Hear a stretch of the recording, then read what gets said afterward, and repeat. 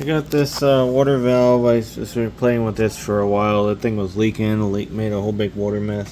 So I put a new hose on it, thinking it was a hose. The hose, it's not it. The hose is bad anyway, like old. But I'm thinking this valve is leaking between this and the plastic. So I bought this whole valve assembly on this old fridge, and it is old. This fridge is 20. Yeah, that's right, 20. And it's dusty. It needs a good clean out. The coils are terrible on it. But we're gonna try to change it out so you can just peel back your back panel. This is in a terrible spot, this fridge, so I only peel back half of it. And you got these two little 1/4-inch bolts, and this thing comes out. You really disconnect it as you're working on it.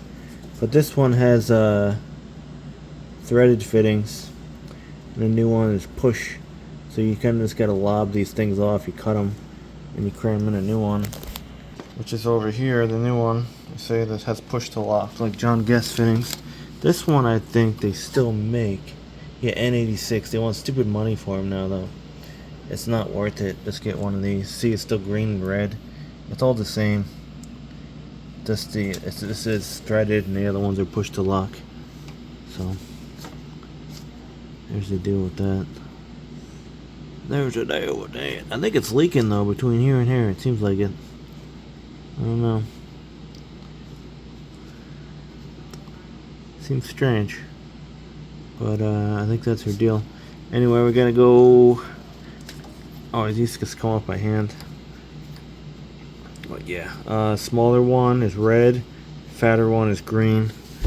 Same with this. You see, fat, small. So it's easy enough to figure out. And then it's the wiring connection. This one actually goes the same way. Some of them are swapped. All right, we'll get it. It should bolt on. Looks like the same kind of bracket. Yep, it'll fit. Sweet. Anyway, maybe in the next video I'll actually show you how to install it.